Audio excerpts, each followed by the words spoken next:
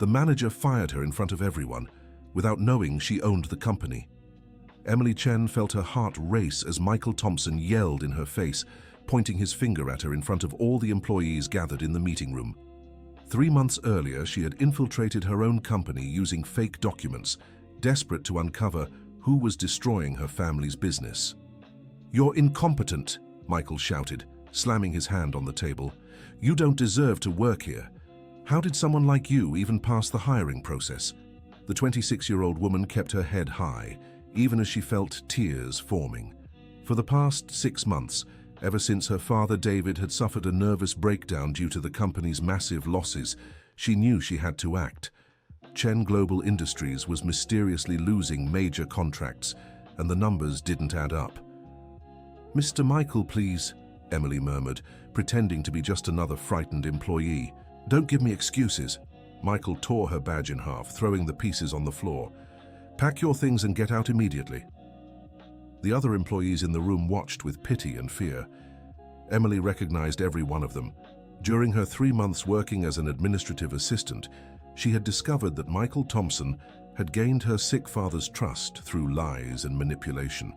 Margaret, the cleaning lady who had worked at the company for 40 years, stepped forward.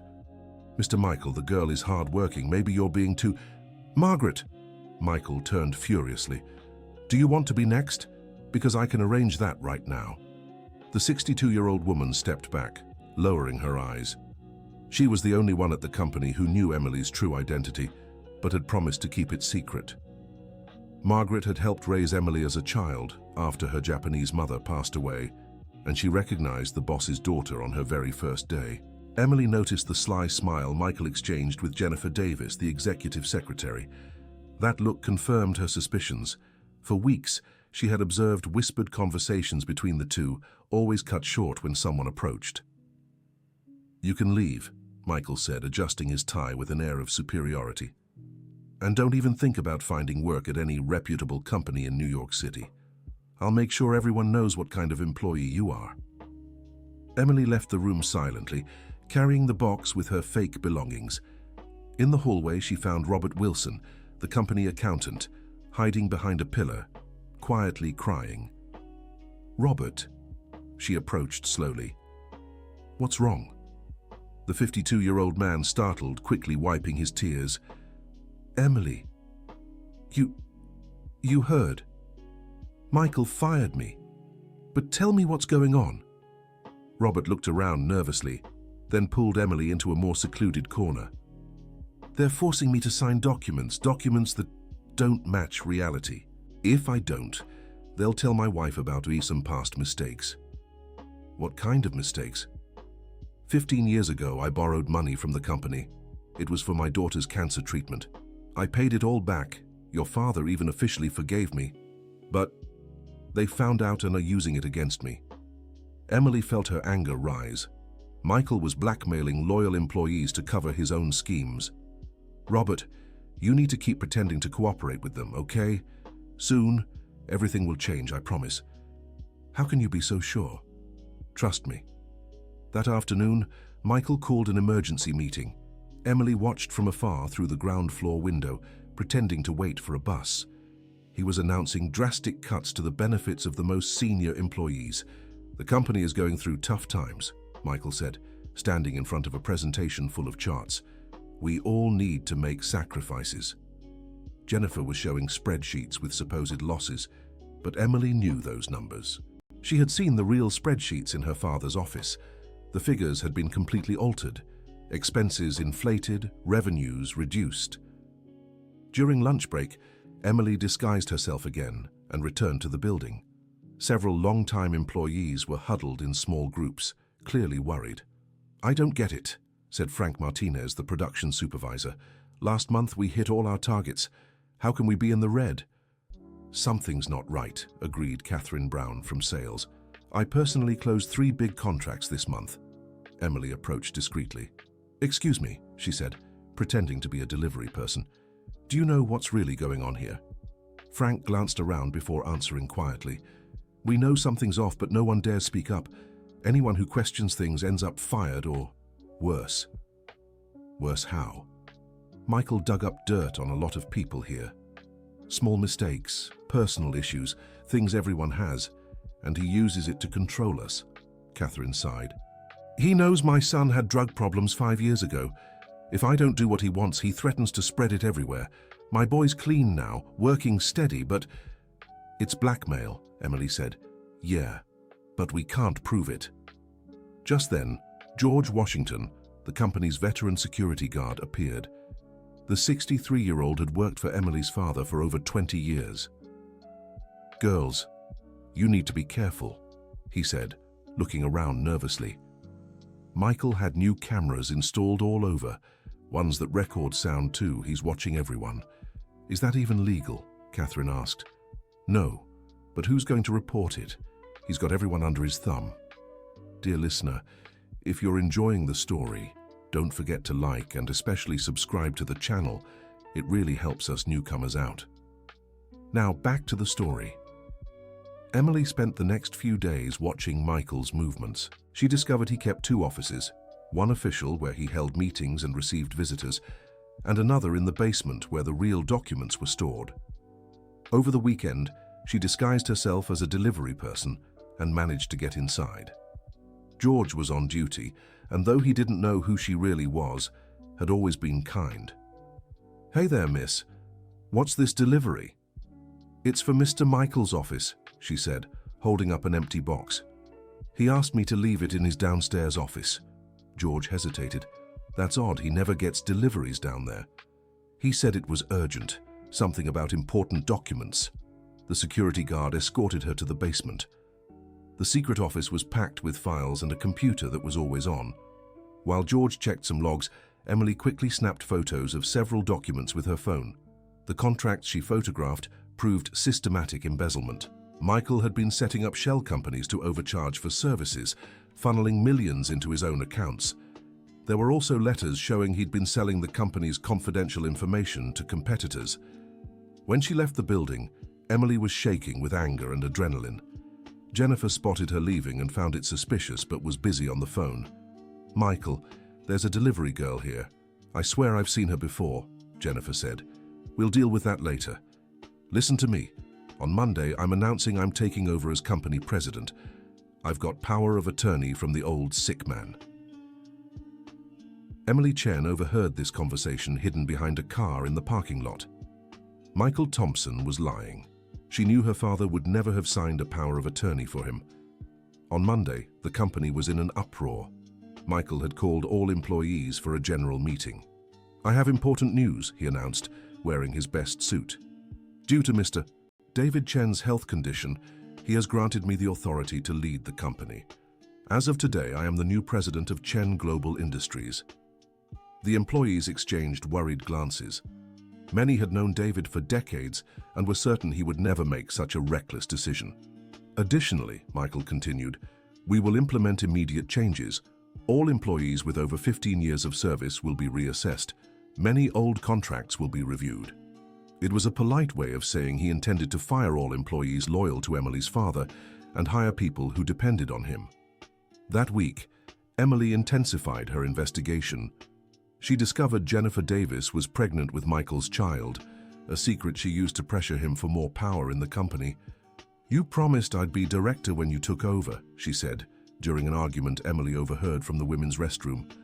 And you will be. But first, I need to clean house. Too many old employees know too much. What about the power of attorney? Are you sure it's valid? Of course it is. I drafted it myself when the old man was confused in the hospital. He signed it without even reading it. Emily recorded this conversation on her phone.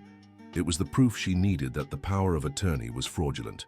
That same week, Michael began firing long-time employees one by one. He always made excuses about restructuring or cost-cutting, but everyone knew it was retaliation. Robert Wilson was being pressured more and more to sign false documents. In a private conversation with Emily, he confessed, I can't take this anymore. They want me to sign a completely fake financial report. If I do, I'll be committing a crime. Robert, if you don't sign, what happens? They'll tell my wife about the money I took 15 years ago. She never knew. She'll think I'm a thief. But you paid it all back. Yes, but My wife won't understand, she'll leave me. And I can't lose her, Emily. Not after everything we've been through. Emily saw the despair in the accountant's eyes. Michael was destroying entire lives to keep his scheme going. That Friday, something unexpected happened. Mrs. Grace Chen, David's mother and Emily's grandmother, showed up at the company. The 85-year-old woman had raised Emily after her mother's death and shared a very close bond with her granddaughter. "I came to see my granddaughter," she told the receptionist. "I know she works here." Michael panicked when he heard. He knew Mrs. Grace and was aware of how sharp she was, despite her age. "Mrs. Grace, it's so good to see you," Michael said, trying to hide his nervousness. "But I think you're mistaken. Your granddaughter doesn't work here." "Of course she does. A pretty girl, black hair, almond-shaped eyes like her Japanese mother." "No, Mrs. Grace. We don't have any employees matching that description." The old woman looked suspicious. "How strange. I'm sure she told me she worked here." Michael managed to convince Mrs. Grace to leave, but he was unsettled. He was certain he had recently fired an Asian employee, but couldn't make the connection. Jennifer, growing increasingly anxious about her pregnancy and the pressure, began questioning Michael about his promises. "When are you formalizing my promotion?" she asked during a private meeting. "Soon, darling. First, I need to secure my position. And our child. When are you going to publicly admit you're the father? Jennifer, you know this could complicate things right now. After I have full control of the company, we'll talk about it."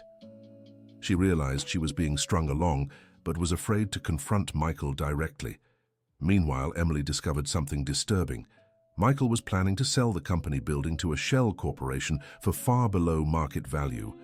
Later, that company would resell the property at its real price, pocketing the difference.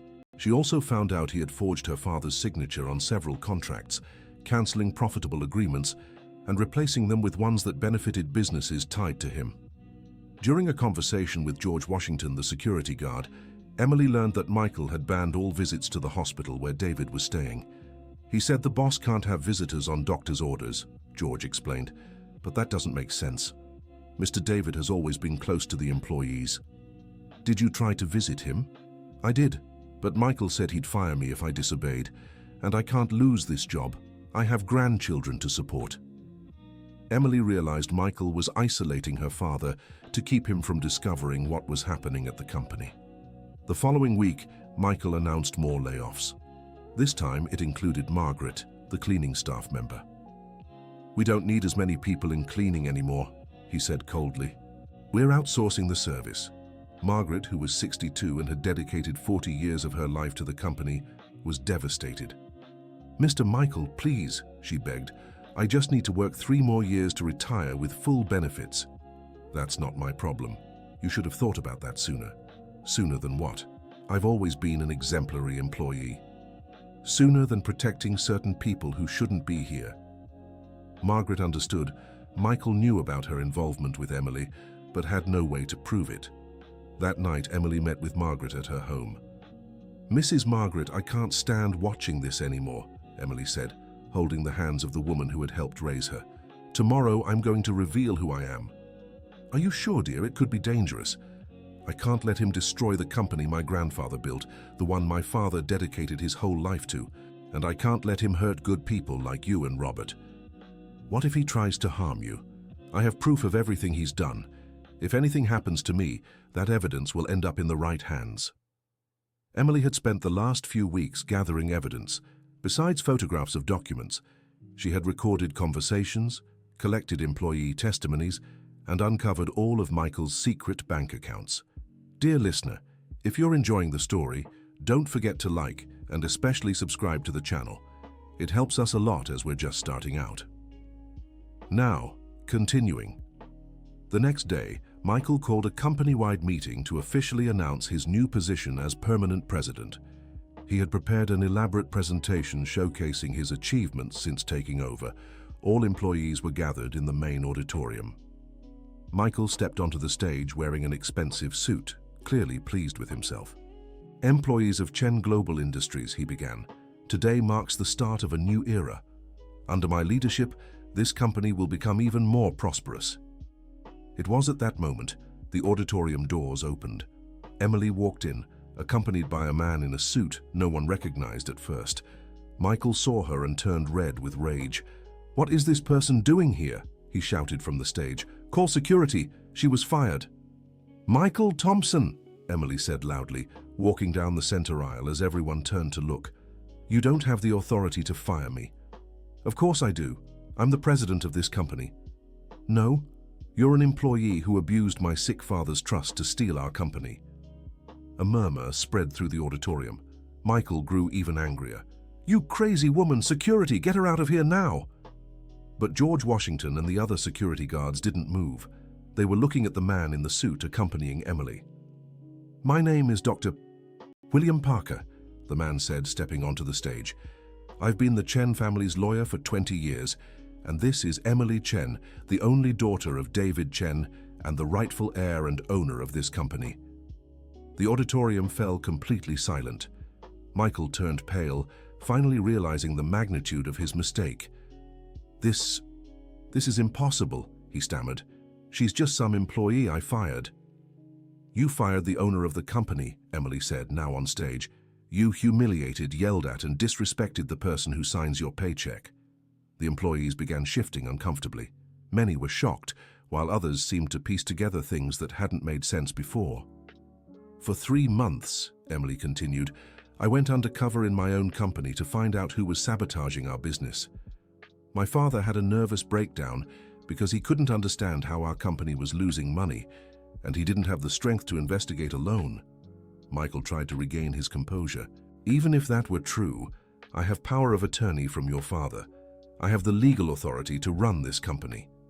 "You mean this power of attorney?" Emily held up a document. "The same one you forged while my father was sedated in the hospital?" She connected her phone to the auditorium's sound system. Michael's voice echoed clearly. "Of course it's valid. I drafted it myself when the old man was confused in the hospital. He signed it without even reading it." Michael tried to deny it. That was taken out of context." "Was it?" Emily played more recordings, revealing Michael's plans to sell the company building, his admissions of blackmailing employees, and his confessions of embezzlement. Jennifer, sitting in the front row, began to cry. She realized she'd been used, and that her own admissions were also recorded. "But it doesn't stop there," Emily said. "Doctor, William, would you present the documents?" The lawyer opened a briefcase and began displaying contracts, bank statements, and correspondence. "Michael Thompson set up 7 shell companies over the last 2 years," Dr. William explained. "Through these, he embezzled roughly $15 million from Chen Global Industries." The employees gasped. $15 million was a fortune, enough to pay all their salaries for years.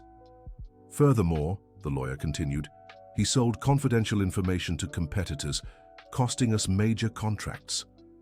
Michael grew increasingly desperate. "You can't prove any of this." "Actually, we can," said a familiar voice. Everyone turned.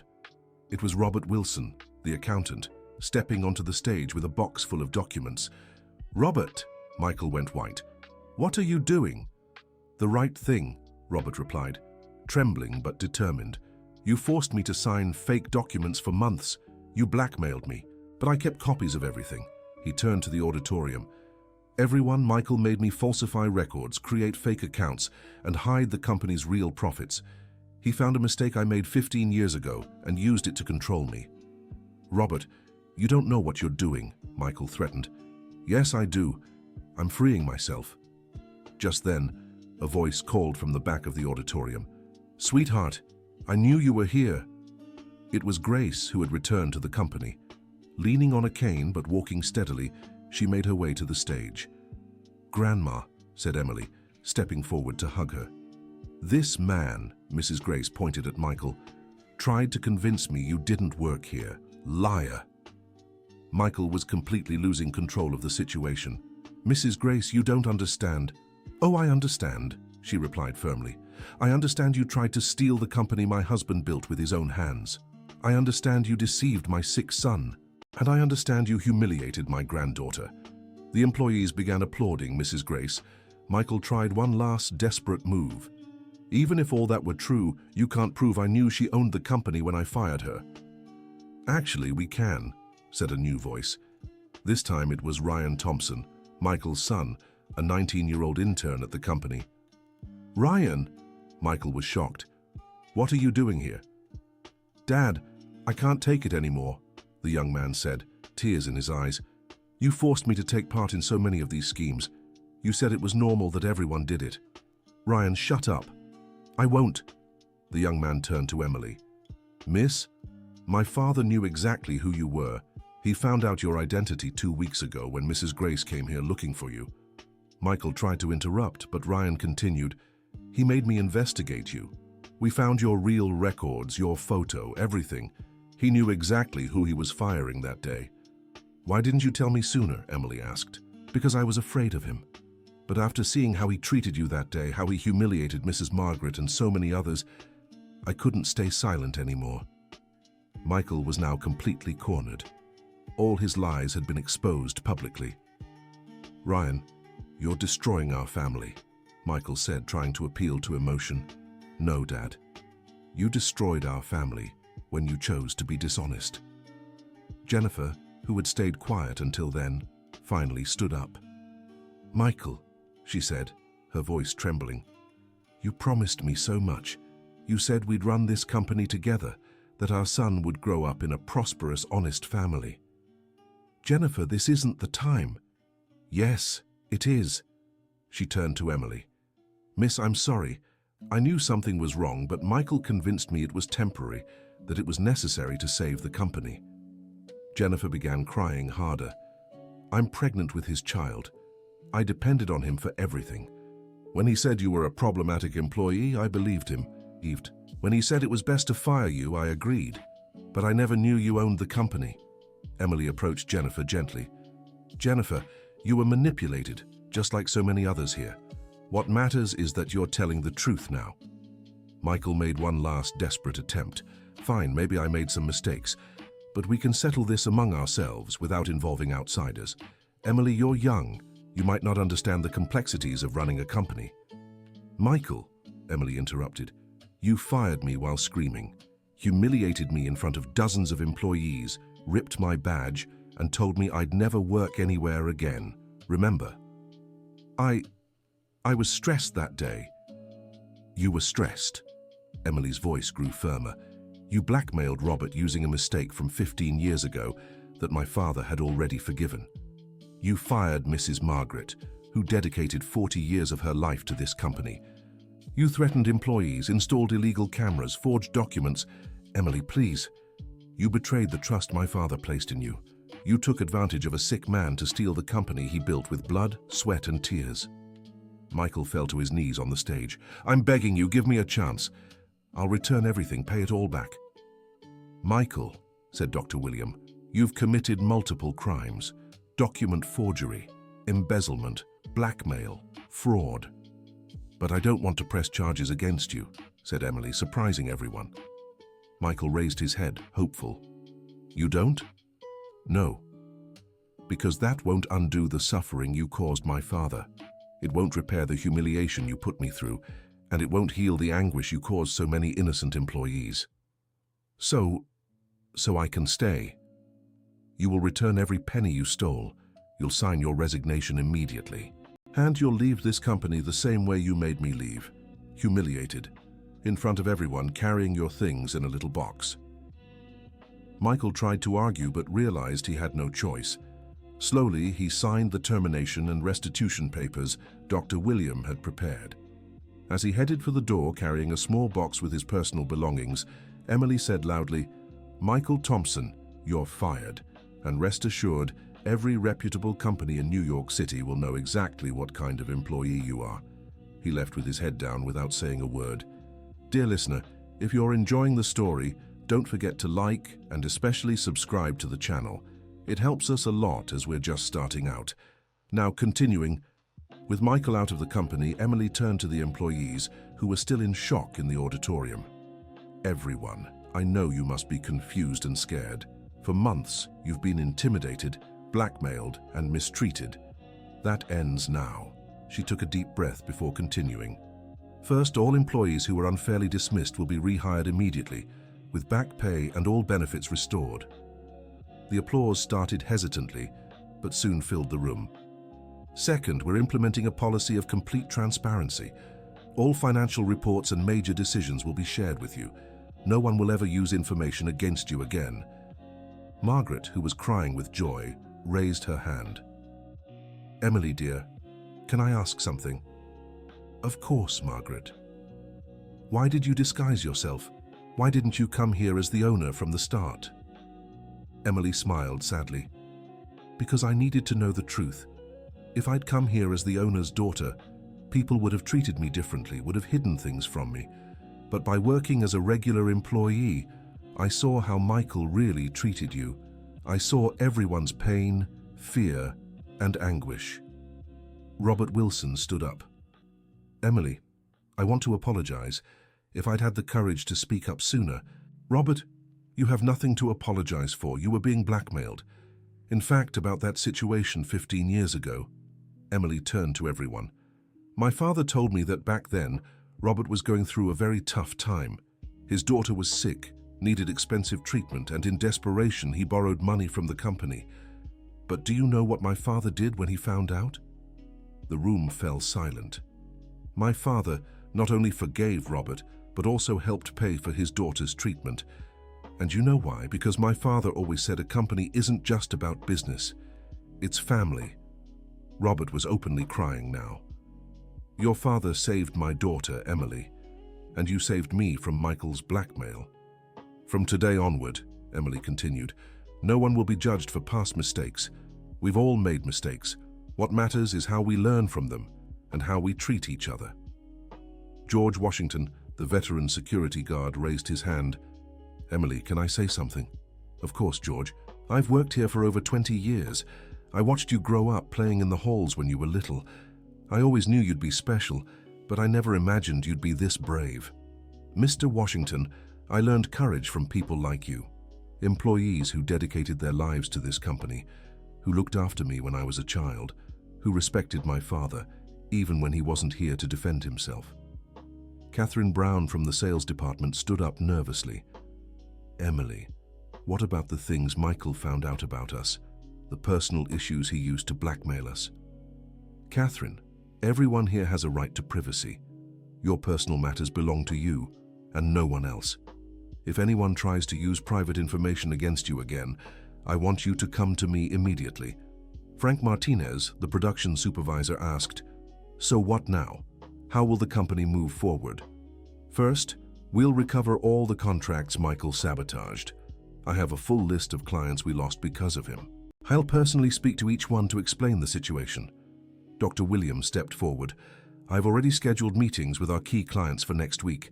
With the evidence we have of Michael's actions, I believe we can restore most of the contracts. Second, Emily continued, we'll modernize our processes, but without letting anyone go. We'll invest in training so everyone can grow along with the company. A younger employee spoke up. What about Jennifer? What will happen to her?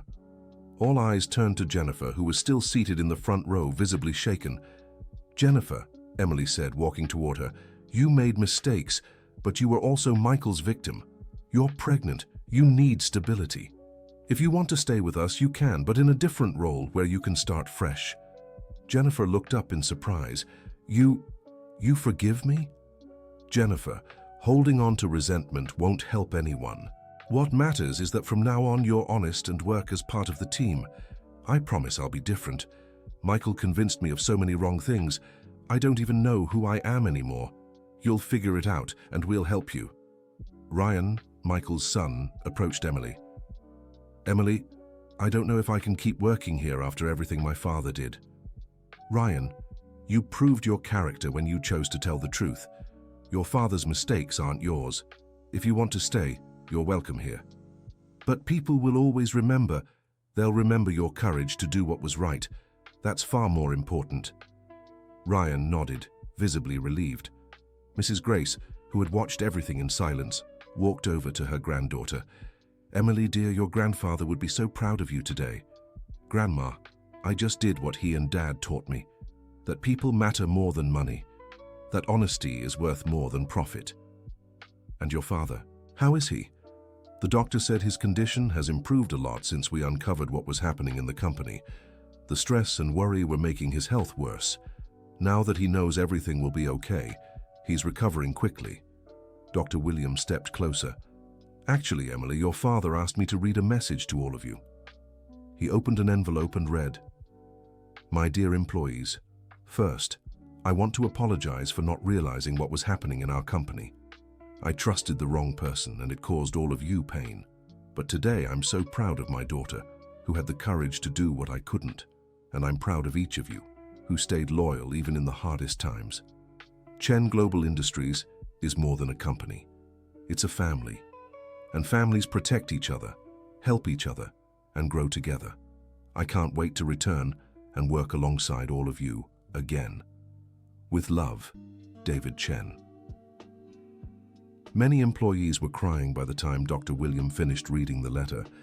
Emily stepped back onto the stage. "Everyone, I know the last few months have been very difficult for all of us, but today marks a new beginning. We'll rebuild our company based on what it has always been, a family that takes care of each other. Starting Monday, we'll begin implementing changes. There will be salary increases to compensate for the tough months you've endured. New benefits will be introduced, including psychological support for anyone who needs it." George Washington asked, "Emily, what if another Michael shows up here?" "Mr. Washington, from today onward, we'll have complete transparency. Every employee will have access to the company's information. No one will be able to hide anything from you anymore." Additionally, Dr. William Parker added, "We'll create an internal employee committee with the authority to investigate any irregularities." Margaret raised her hand. "Can I ask a question, dear?" "Of course, Mrs. Margaret. During these 3 months you worked here undercover, what stood out to you the most?" Emily thought for a moment. "What stood out most was seeing how you all looked out for each other, even when afraid. How Robert worried about Catherine when she cried in the bathroom. How you, Mrs. Margaret, always had a kind word for anyone feeling down. How Mr. Washington stayed late to make sure everyone left safely." She looked around at the employees. "You taught me that a company's true strength isn't in its balance sheets. It's in the people who work here, in how they treat each other, in the respect they have for one another." Robert Wilson stood up again. "Emily, I have a confession to make." Everyone turned to listen. "During these weeks, even when forced to sign false documents, I kept records of everything. Every document, every conversation, every number. Because deep down I always knew the truth would come out someday. Robert, that was very brave. It wasn't bravery, it was faith. Faith in the company your grandfather built, the one your father ran with honesty for so many years. I couldn't let all that be destroyed by a man like Michael." Catherine Brown also stood. "I want to confess something too. Many times these past months, I thought about leaving the company. But every time I considered it, I remembered your father, how he always treated us all with respect." "Me too," said Frank Martinez. "When Michael threatened me, I almost gave up. But then I thought, if I leave, who'll protect the other employees?" Emily was moved, seeing how these people had stayed united even in the worst circumstances. "You're all heroes," she said, "every single one of you. You resisted the pressure, protected each other, held on to hope, even when everything seemed lost." Mrs. Grace tapped her cane on the floor. "Enough tears now," she said, making everyone laugh. "Let's celebrate. Emily, I want you to throw a party for all these wonderful employees." "Grandma, what a great idea. And I want you to promise me one thing." "What, Grandma?" "Promise you'll never disguise yourself and hide who you really are from me again?" Emily laughed and hugged her grandmother. "I promise, Grandma. From today on, no more disguises, no more lies, only the truth." Dr. Williams stepped forward again. "Emily, we still have some legal matters to settle. Michael returned most of the money, but there are still some assets to recover." "Dr. William, can you handle that? I trust you." "Of course. And there's one more thing. I got a call from the hospital. Your father is feeling much better and wants to visit the company tomorrow." The employees cheered again. "What wonderful news!" Emily exclaimed. "Finally, he'll see that the company is safe." Mrs. Margaret approached Emily. "Dear, can I give you some advice?" "Always, Mrs. Margaret." Your father is going to be so proud of what you've done. But remember, being the owner of a company is a huge responsibility. You have to take care of people, but sometimes you also have to make tough decisions. I know, Margaret, and I'll need all of your help. You can always count on us. George Washington stepped closer.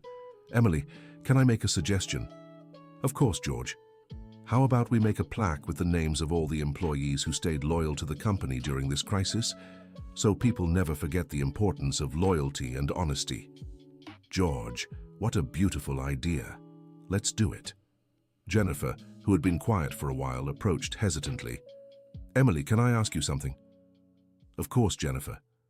Why are you being so kind to me? I was part of so many wrong things. Jennifer, you were in a vulnerable position.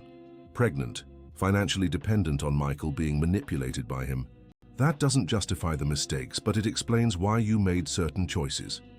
And my baby, how will I explain to him in the future who his father is?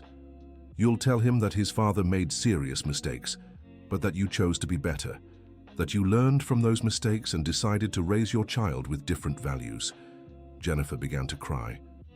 Thank you for giving me this second chance. Everyone deserves a second chance, Jennifer. What matters is what we do with it.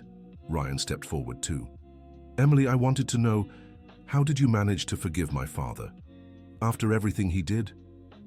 Emily thought carefully before answering. Ryan, I didn't forgive your father's actions. They were serious and caused a lot of pain, but I chose not to carry the weight of anger and hatred, because that would only hurt me. And me? How can I get past the shame of being his son?